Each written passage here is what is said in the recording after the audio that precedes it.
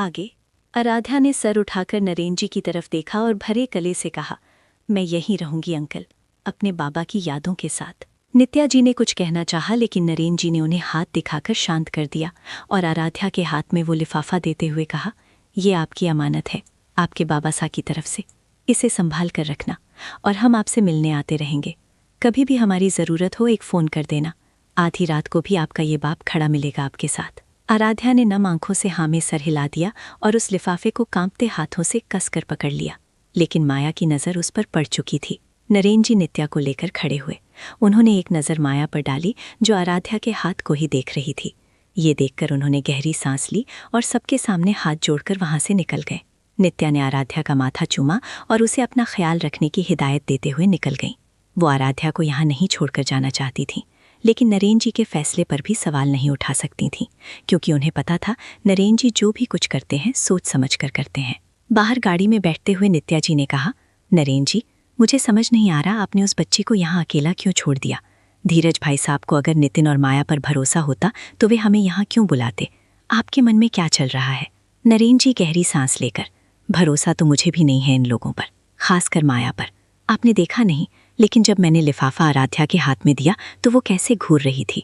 माया ने एक बार भी आराध्या की तरफ नहीं देखा, लेकिन हम आराध्या को अभी ऐसे ही नहीं लेकर जा सकते नित्या, फिक्र मत करो, मैंने सोच लिया है। हम आराध्या को अपनी बहू बनाकर लेकर जाएंगे ताकि कोई ना उस पर उंगली उठा सके, ना हम पर। नित्या जी, लेकिन क्या हमारा बेटा मानेगा इस फैसले को। वैसे भी वो कितने सालों से इंडिया नहीं आया, हम आराध्या को बेटी बनाकर भी तो ले जा सकते हैं। हम उसे गोद ले लेते हैं। नरेन जी गहरी सांस लेकर, नहीं नित्या, मैंने वादा किया है अपने दोस्त को, आराध्या के लिए सबसे अच्छा ससुराल ढूंढूंगा।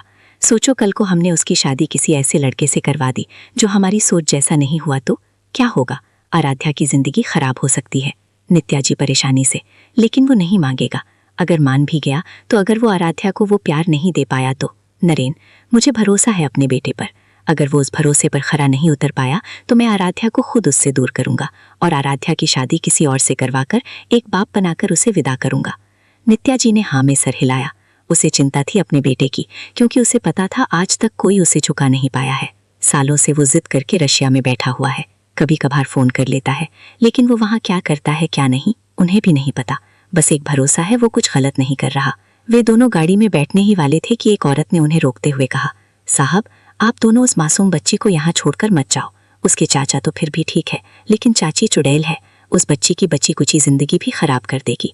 ये वही औरत थी जो अंदर माया को सुना रही थी। ये सुनकर वे दोनों परेशान हो गए। नरेन जी ने कहा, आप मेरा एक काम करेंगी, हम यहाँ धीरज की 13वीं पर आने वाले हैं, मतलब 1 हफ्ते बाद। क्या तब तक आप आराध्या का ध्यान रखेंगी। ये मेरा कार्ड है, अगर आपको आराध्या के साथ कुछ भी गलत होता दिखाई दे आप मुझे फ़ोन कर देना, किसी भी समय मैं आ जाऊँगा। वो औरत, जी साहब ज़रूर, उस बच्ची के लिए तो मैं कुछ भी करने को तैयार हूँ। महीनों से देखती आ रही हूँ उसे, जब से धीरज जी और आराध्या यहाँ रहने आए थे। बीमारी के चलते उन्होंने अपना बड़ा घर बेच दिया। आराध्या दिन रात हॉस्पिटल में अपने बाबा की सेवा करती, फिर घर आकर ये माया उसे काम पर लगा देती।